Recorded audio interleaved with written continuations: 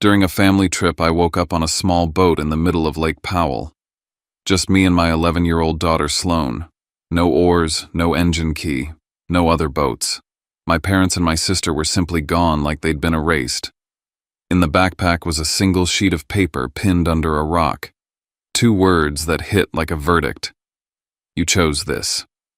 I didn't scream. I didn't cry. I counted what we had watched the sun and did the one thing a parent does when there's no one coming. I made a decision.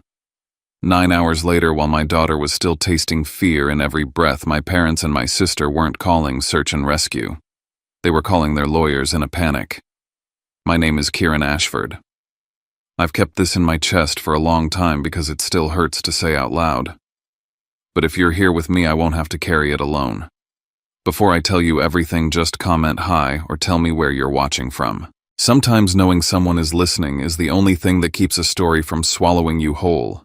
And if you feel that tightness in your throat right now, please subscribe. Not because I'm chasing numbers, but because this channel is where I tell the truth I couldn't say at my own dinner table. Thank you. And now, let me tell you everything. I woke up to a heat that felt like it was burning straight through my eyelids. The sun was already high, too high, and the air was unnervingly still. It took me a second to realize I wasn't in a bed or a room or anywhere with walls. I was floating. I was on a boat. A small aluminum fishing boat drifting aimlessly in the middle of Lake Powell. And my daughter, my 11-year-old Sloane, was curled up next to me beneath a thin blanket, still asleep in her life vest. Her lips were dry, the bridge of her nose already pink from the sun. I sat up too fast and my vision wavered, but instinct took over before panic did. I scanned the boat. 2 bottles of water, 1 energy bar, a tiny first aid kit, a backpack I didn't recognize, a thermos that smelled faintly of something floral and too sweet, and under a smooth, deliberate rock, 1 piece of paper. I lifted the rock and unfolded it. You chose this. No signature, no date, no explanation. But in my head I could hear Della, my sister, say it in that perfect little knife-sharp tone she always used when she wanted to pretend she wasn't the one drawing blood. You chose this. I didn't cry. I didn't scream. My brain clicked into survival mode. First, I folded the note, smoothed every crease, and tucked it into the hidden inner lining of the backpack. Evidence. I'd seen enough cop shows and read enough court filings at my old job to know details save you when no one else does. I checked the engine. It wouldn't start. The key was gone. The backup oars were missing too. Both the usual side slots were empty and the cords that normally tied them down had been cleanly untied. There were no flares, no whistle, no emergency GPS, no spare paddle tucked anywhere. Whoever did this had time. They knew what to remove. I checked Sloane. Her skin was warm but not flushed, her pulse slow but steady. I sniffed the thermos again. Chamomile, maybe, but too thick. There was something else in it. I didn't drink it. I didn't throw it away either. I needed to remember everything. And then came the moment I didn't want understanding. This wasn't a mistake.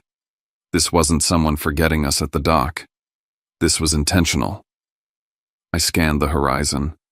The lake stretched wide and quiet. No sounds, no motors, no cell service. I tried my phone anyway. Dead zone. Of course. Lake Powell's canyons and cliffs kill signals like fly traps. I sat back watching the subtle drag of the boat as it caught some slow, cruel current. We were drifting inch by inch, pulled away from wherever they'd dropped us. It wasn't panic that hit me then. It was the finality. Someone had planned this. They chose the exact location, the time of day, and the way to disable every possible form of contact or control. And they'd left me a message that blamed me. I looked at Sloane.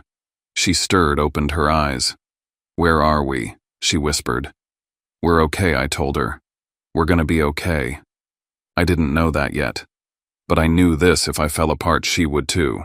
I calculated. Sun position. How long we'd been out. How far we might have drifted. I made silent rules for survival. Hour by hour. Plan A, wait. Plan B, swim. But I wouldn't tell Sloane Plan B unless I had to. I remembered something else too. 9 hours. I told myself if no one showed up in 9 hours, that meant they weren't planning to come back at all. And when they panicked, it wouldn't be because they feared I was hurt. It'd be because they knew I'd make it out. And talk. I looked out across the water, empty, blistering, endless, and made the first of many decisions. I would not die out here. And if I survived, I'd make sure every last one of them regretted what they did.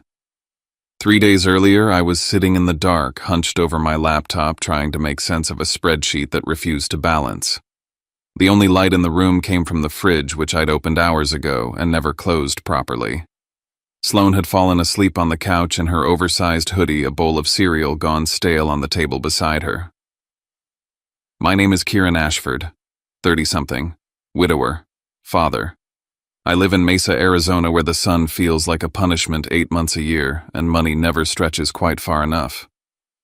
I used to work in small claims mediation. These days, I do gig work and freelance document review to keep us afloat. Life's been quiet since Mia died, my wife. Car crash. No warning. Just a Tuesday that broke the world. Sloane changed after that. She laughed, less watched people, more asked questions I didn't know how to answer. At night, she clung to old stuffed animals she used to call childish. She grew up too fast, like kids always do when grief replaces innocence.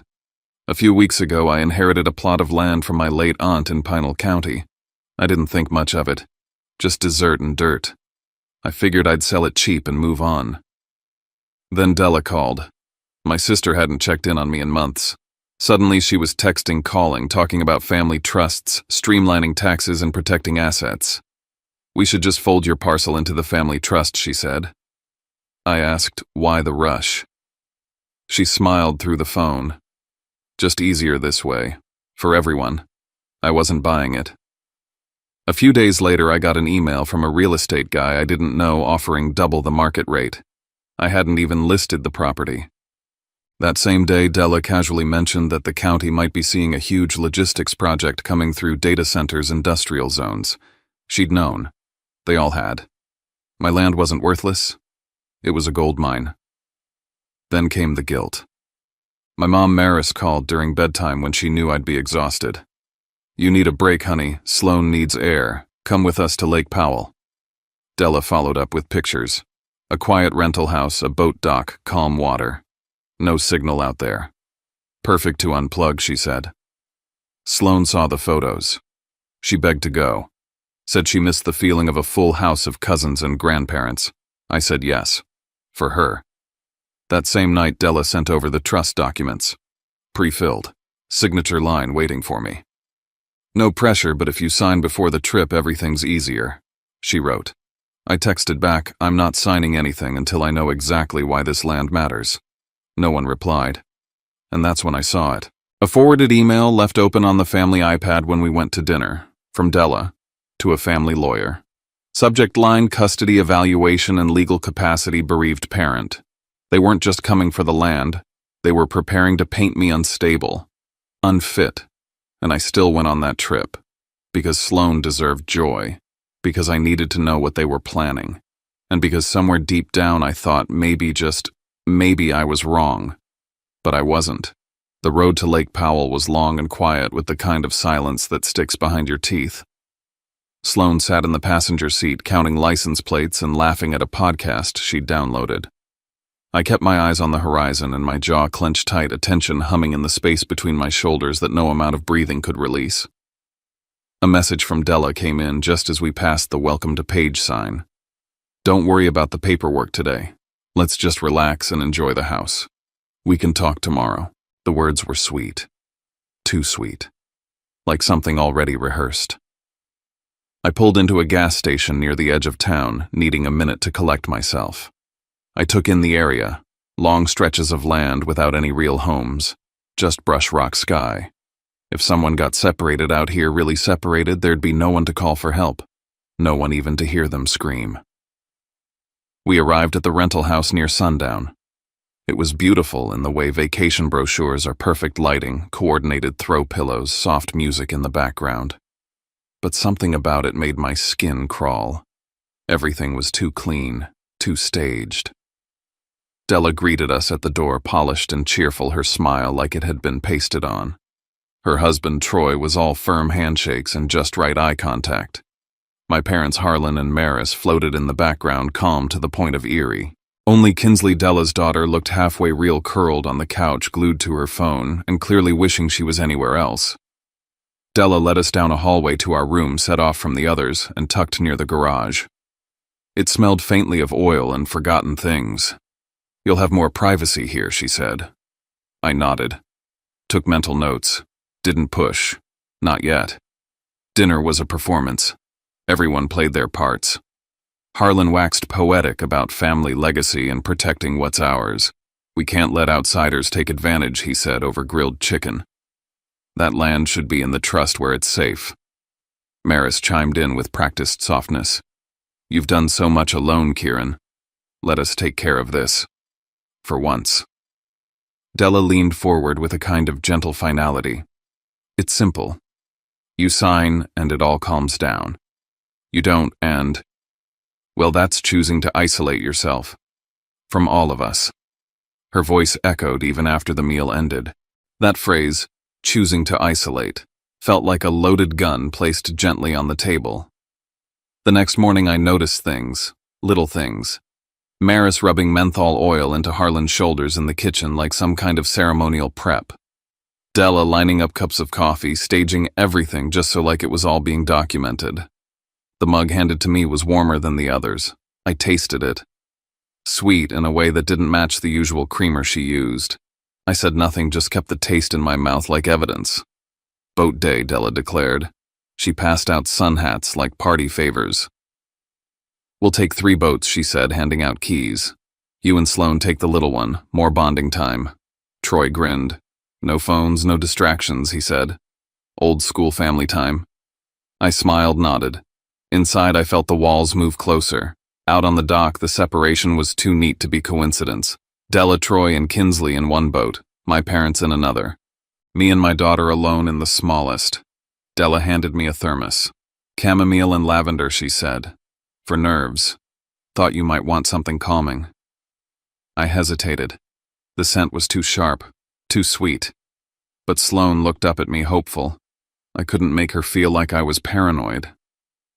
I poured a little into a cap and let her sip it, just enough to soothe her stomach. I told myself that. We pushed off.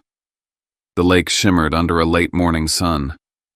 Sloan sat beside me, smiling, head tilted toward the breeze. I let myself believe it was just a normal day.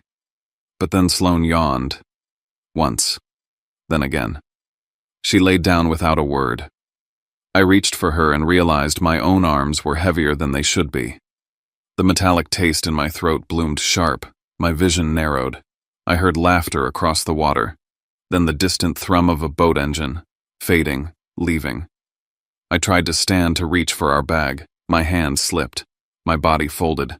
The last thing I saw before darkness swallowed me was the outline of Sloan, small and still beside me, and water everywhere. When I came to the light was violent. My mouth was dry and my head felt packed with cotton and static. But my first instinct wasn't panic, it was calculation. Sloan was beside me, curled up, still breathing. Her face was flushed, her lips dry. I shielded her with my arm as I sat up and took in everything. Water, sun, no other boats in sight, no houses, no land near enough to reach with a shout. I checked the supplies, 2 half-full water bottles, 1 energy bar, a first aid kit stripped down to the basics, and a thermos I now understood to be the reason I had lost control. Then the note. Still in my pocket. "You chose this." I folded it carefully. Evidence. I wouldn't let them steal the truth. I took inventory like a soldier preparing for siege. I divided supplies. 1 bottle for Sloan, 1 for later. I used my jacket to shade her, tucked the blanket around her legs. Then I looked at the engine. The key was gone. The cable that should have connected it to the battery had been unscrewed, not torn, unscrewed. I ran my fingers along the knots where the oars should have been tied down. The cords were still there, cleanly undone. This was no accident. There were no emergency flares, no whistle, no flashlight. Even the Swiss Army knife in the first aid kit was missing the blade. Someone had gutted this boat. Sloane stirred. "Daddy." I forced calm into my voice. "We're okay. You need some water. Just sip." She didn't ask where everyone else was, but I saw it in her eyes. She knew. I gave her instructions. Simple. Hour by hour. Drink when I say. Stay in the shade. Don't move unless I tell you. Then I studied the water. Still drifting. Always away from land. If they'd planned to scare me into signing papers, they'd be nearby waiting for me to break. But there was nothing. No shadows. No noise. Just the sun creeping higher. I started writing. On the back of a receipt I'd had in my wallet. My name. The date. Sloane's age. What we had. Where we were. What was missing.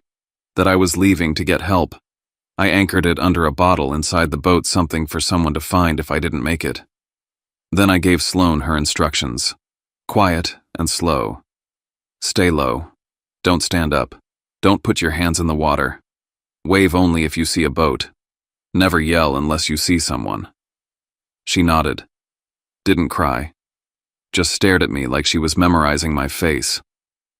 I pulled her into my arms. "I'm going to get help," I said. "And I'm coming back. I swear it." The water was cold when I slipped in. Not shocking, but mean. It stole my breath and tightened my chest. I started swimming, not hard, just steady. The sun moved above me and the boat grew smaller behind. I didn't look back more than once. The second time might have cracked something. I don't know how long it took. But eventually the cliffs broke and I saw dirt. Then a road. I stumbled through the sand bodies, screaming. Then by some godsend, a beat-up pickup truck came around the bend. A man stepped out. "You okay, my daughter?" I rasped. "On a boat. Lake. Need help." He helped me in without asking questions. His name was Gus. He radioed for rescue, drove me to the marina. The whole way there, my mind wasn't on the pain or the sunburn or what would happen next. It was on one thing. Now that I'd survived, what the hell would they do to cover it up? The room smelled like antiseptic and dried blood. Not in a dramatic way, more like a sterile fog that clung to the back of my throat. I blinked up at the ceiling light of the clinic, a square panel of harsh white that made my skull ache. My arms were hooked up to an IV bag. I was shaking. My lips felt cracked. But my brain, that had no choice but to stay awake. Sloane was curled on the cot across from me, wrapped in a blanket. Her cheeks were red from sunburn, her lips dry. She was sleeping shallow and uneven. I could still smell the lake in her hair. I watched her chest rise and fall and tried not to cry. I tried not to scream. Instead, I thought like a defendant. When Detective Rowan Briggs arrived, I was already sitting up, one hand still on the blanket covering Sloane. He introduced himself calmly, not like TV detectives. No dramatics, just efficient, direct. "I'm here to take your formal statement, Mr. Ashford," he said. "You ready to walk me through it?" I nodded.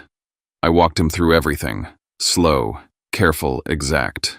The invitation, the vacation house, the morning of the boat ride, the thermos, the fatigue, waking up in the middle of Lake Powell. Then I pulled the folded note from the sealed pouch in my bag. I held it with 2 fingers, careful not to smudge anything. "This was under a rock in the boat," I said. He read it silently, then looked up. "You chose this. That's the only thing on it. Yes, no date, no name, just that." His face didn't change, but I saw the flicker of awareness behind his eyes. He'd seen enough bad things in his job to recognize when something was planned. "I need to ask some follow-ups," he said. "Was the engine functional?" It had no key. The cable was unhooked, and the emergency tools that should have been on board, signal flares, whistle, flashlight, weren't there. Even the oars were gone. Just the ties left behind. He wrote as I spoke. Every word. Later he asked if I'd consent to toxicology. I agreed without hesitation. 2 hours later the results came back. There were traces of benzodiazepine derivatives in both my and Sloane's systems, clearly ingested, clearly not accidental. I didn't feel vindicated. I felt gutted. They'd drugged us. and they drugged my daughter. I didn't say anything at first, just sat there while the room tilted. Not from the medication, but from something worse understanding. They had crossed a line I didn't even think they were capable of. The rescue team had collected the thermos and items from the boat which I'd pointed out. The lab pulled fingerprints from the cap and handle. Detective Briggs came back the next day with an update. Prints matched Della on the lid, Troy's on the base, no gloves. No way for them to claim the thermos just happened to be there. No way to walk that back. That's not a misunderstanding, I said quietly. That's intent. He nodded once. It's looking more like that, yes. Then he told me something that turned my blood to ice. Within 9 hours of your daughter being reported, found your family, Della, your father, and your mother, all contacted legal counsel, not rescue, not the police, lawyers. He let that hang. I stared at the floor. They weren't worried I'd drowned, I said. They were worried I'd survived. I knew what came next. They wouldn't wait for the legal hammer to drop, they'd start muddying the waters first. It didn't take long. A nurse brought me a form, something supposedly routine. An informal request to evaluate my psychological fitness and parental stability. Not official, not state-ordered, just submitted. By a lawyer, connected to Della. They were trying to paint me as unstable, a grieving widower, unfit, dangerous. The logic was obvious. If they couldn't erase the evidence, they'd erase my credibility. They'd use family court to do what they couldn't do on the lake, take Sloan away. I straightened up in the hospital bed and called my own lawyer, Elliot Park. He answered on the second ring. I gave him the short version. I need protection, I said. Medical records sealed, custody held, evidence preserved, and I need help building a case before they turn me into the criminal. He didn't hesitate. I'm on it. From that moment, I documented everything. I requested transcripts of the medical evaluation. I made Detective Briggs confirm every detail on the record. I built a list of what we needed footage from the marina. Rental records, receipts, chat logs, weather data, witness names. I didn't have time to fall apart. I'd survived the lake, but now I had to survive something worse. They were coming for me in the only courtroom that mattered. And I knew if I slipped even once, I'd lose my daughter. We got home 3 days later. Sloan hadn't said much during the drive. She just stared out the window, clutching her blanket like it was the only stable thing left in her life. Every time I glanced over, I saw the quiet trauma in her eyes. She'd flinch when the GPS spoke, startle when the blinker clicked. At night, she cried in her sleep. I tried to stay strong in front of her, made pancakes, packed school lunches like nothing had happened. But after she fell asleep, I sat at the kitchen table and reviewed every piece of evidence like I was preparing for war. Because I was. They moved first. A motion was filed through a family court attorney, one working with Della's team. They weren't accusing me directly, but the language was sharp concern over mental instability, impulsivity, and unusual behavior post-bereavement. They even leaned on the note from the boat, "You chose this," claiming it supported a narrative that I had orchestrated something elaborate for attention or worse. They were trying to frame me. Elliot and I responded fast. We submitted toxicology results, the rescue report, the photos of the gutted boat, the thermos, the note, the fact that the fingerprints didn't lie. We filed to protect Sloan's records, demanded that no outside evaluations be permitted without court oversight, and reminded the court that it was we who had nearly died, not the ones bringing the complaint. I sat Sloan down and gave her simple rules. Don't talk to anyone about the lake unless I'm with you. If someone asks questions, you say, "Please talk to my dad." That's it, okay? She nodded, her small face serious. Then Rowan called with a new development. "We've tracked the boat rental logs," he said. "We know when your family checked out and returned. There's a significant gap in reporting." "They didn't report us missing?" I asked. "No. In fact, there's no report at all from your family. Not until after you were found. Employees at the marina had remembered them. Calm, no panic. Even joked about the weather. That's what got recorded. No one seemed surprised you hadn't returned. That kind of calm. It wasn't natural. It was rehearsed. The next crack came from the least likely place, Kinsley. She was overheard by a counselor at school saying something odd. My mom told me not to talk about the tea. The counselor flagged it. Word got to Detective Briggs. The thread was yanked. Then a deleted message surfaced from Della's phone recovered from backup. Once he signs, it's over. Tomorrow it's done. That was the night before the boat ride. Now we had motive, planning, a timeline. And then came the shift inside their own camp. Maris stopped showing up to strategy meetings. She called in a private lawyer. She started asking about mitigating exposure. Harlan. He stayed quiet. No statements. Just a stone face behind a firm-paid defense team. It was clear they were cracking. Pressure exposes fault lines. One more push, and someone would flip.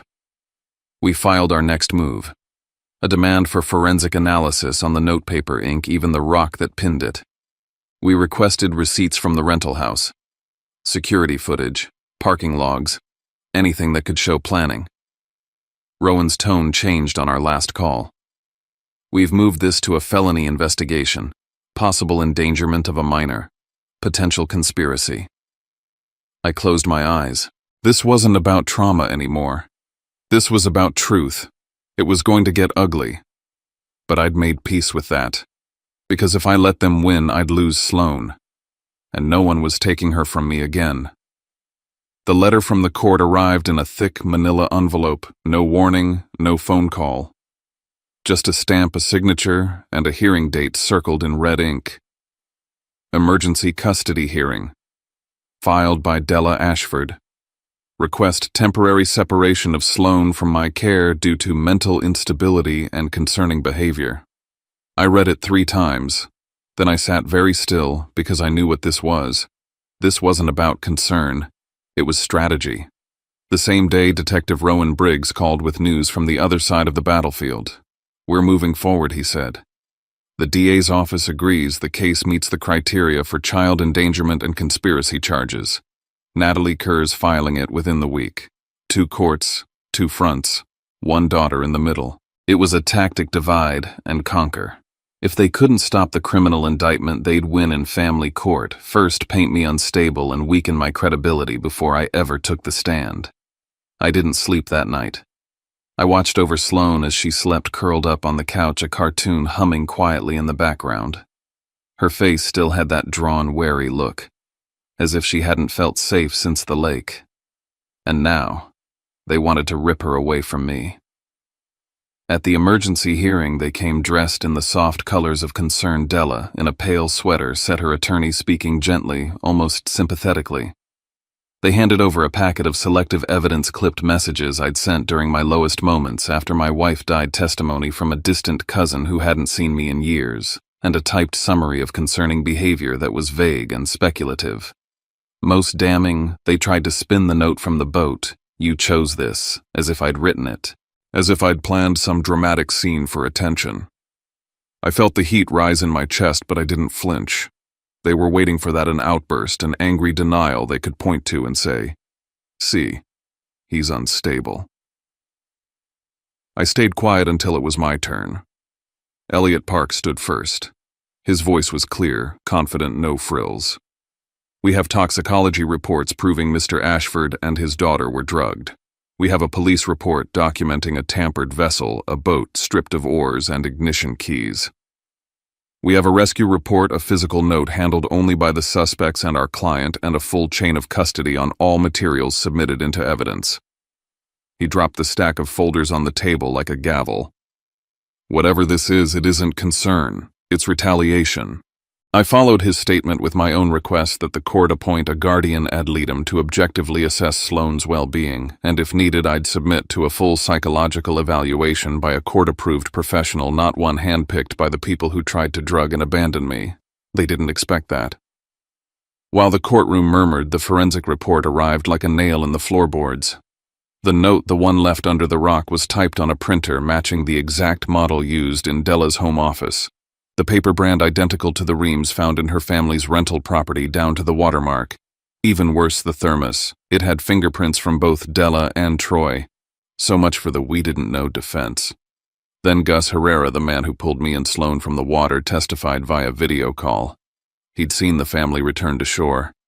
They weren't panicked, weren't calling out, just sat on the dock, real calm like they were waiting for something. But it was Kinsley who fractured the story wide open. Through her guardian ad litem, her words were entered into the record. Mom told me not to talk about the tea. She said it was grown-up tea, not for kids. I felt sick to my stomach hearing that. Another child caught in the lies of adults. The final crack came from my own parents. In a closed-door deposition, Maris confessed. She admitted she knew the tea had something in it, said it was supposed to be a warning, a way to scare me into cooperation. It was just to make him nervous, she said, trembling. So he'd signed the land papers. We didn't think it'd go that far. Harlan tried to minimize his role, but once Maris broke, he folded too. We talked about it, he admitted. The idea was to isolate him for a day, make him see how alone he is. That's all. That's all. Ada Natalie Kerr laid the foundation down like a brick wall. Intent, collusion, risk to a minor, use of substances without consent. These are not misunderstandings. These are calculated acts. The court dismissed Della's petition to separate me from Sloan. Her attempt had backfired spectacularly. The guardian ad litem remained appointed, but not for my removal. For Sloan's protection from them. As I left the courthouse, I passed Della in the hallway. Her eyes were glassy. Troy refused to meet my gaze. This wasn't over. But the tide had finally turned. The indictment came through 2 days later. The charges: criminal conspiracy, child endangerment, unlawful administration of controlled substances. I read through the court summons, then walked into Sloan's room. She was coloring with the TV on in the background. I sat beside her. "Daddy," she asked without looking up. "Yeah, baby. You're not gonna leave me, right?" I kissed the top of her head. Never. I had survived the lake. Now I would survive the courtroom. The courthouse was colder than I expected, not physically but emotionally. The walls were too white, the chairs too straight. It didn't feel like a place where justice happened. It felt like a place where people waited to be proven real. I sat at the witness table, hand resting on a copy of the testimony I'd prepared. I wasn't here as a grieving father anymore. I was a key witness. Della sat across from me, Troy beside her. They weren't whispering, weren't making eye contact. Their lawyers did all the talking now. Sloan wasn't in the courtroom. I fought hard to keep it that way. If she needed to testify, it would be through closed session child protocol, away from all this. Natalie Kerr began the prosecution's case with what she called a simple motive: the land, the trust documents, the secret pressure campaign. Then came the timeline. Della knew about the proposed development months before I did. She had contacts in zoning, saw the maps. The land would be worth millions once the project broke ground. Emails showed her discussing it with her lawyer before she ever told me. Texts revealed she'd drafted documents, leaving only a blank signature line for me. One message read, "He doesn't have to understand it. He just needs to sign." That's what this was all about. Control. They couldn't force me legally, so they tried to pressure me emotionally. When that failed, they drugged me. The defense fought back with desperation. They accused me of fabricating danger. They claimed I was unstable, haunted by grief, prone to dramatic gestures. But Elliot and Ada Kerr struck that down with precision. They showed records of the unsolicited mental health evaluation request sent by Della's team weeks before the incident. It wasn't a diagnosis. It was an ambush. A court-appointed psychologist reviewed my history and testified in my favor. There's no clinical evidence of instability. If anything, Mr. Ashford has demonstrated resilience and emotional control under extreme pressure. Then came the timeline bombshell. Rowan presented the call logs. Within 9 hours of the incident hitting search and rescue records, Della had already retained 2 attorneys. There were no calls to police, no missing person reports, just a flurry of legal strategy. If they thought we were lost, why call a lawyer? Because they didn't think we were lost. They knew where we were. Then the final blow, my parents' full testimonies. Maris admitted she knew the plan included sedating me. Harlan confirmed they discussed isolating me as a method of forcing compliance. They weren't innocent. They weren't confused. They had just been counting on silence. The judge didn't blink. Della was found guilty on all counts with aggravating circumstances due to the involvement of a minor. Troy was convicted as an accomplice, lesser sentence, but prison time nonetheless. My parents avoided jail by cooperating, but they were placed under probationary supervision and barred from contact with Sloan unless a court reapproved it. It wasn't revenge. It was a line drawn in stone. After sentencing, I filed the final piece of paperwork. The land was placed into an irrevocable trust under Sloan's name, locked until she turned 25. It couldn't be sold. Couldn't be borrowed against. It was hers, and only hers. I dissolved every financial tie to my family. Closed shared accounts, changed legal contacts. I kept copies of everything medical, legal, digital, and stored them in a vault under my lawyer's supervision. We moved away shortly after. Not far, but far enough. A small home, quiet, simple. Sloan started therapy. I started sleeping again, mostly. Some nights she'd still ask me to check the doors. Some mornings she'd ask, "Are you sure we're safe?" And every time I'd say, "Yes, baby. We're safe." Because this time, we really were. I didn't need to scream. I didn't need revenge. The truth was louder than anything else. And now it belonged to us. I never thought survival would look like this, quiet, steady, and painfully ordinary. Not a grand victory, not a dramatic ending. Just me and my daughter waking up in a home that's ours, free from fear, free from control. I didn't win because I fought harder. I won because I refused to let them rewrite my story. I chose truth. I chose protection. And most of all, I chose her. Every parent thinks they'd do anything for their child, but you don't really know what that means until the people who raised you become the ones you have to protect your child from. I've told you my story because silence never saved anyone. If even one part of this hit something in you, if you've ever had to stand alone to protect someone you love, then I hope you know you're not alone. If my story meant something to you, please consider subscribing to the channel. It helps more than you know, and maybe it'll help this story reach someone who needs it most. Thank you for being here.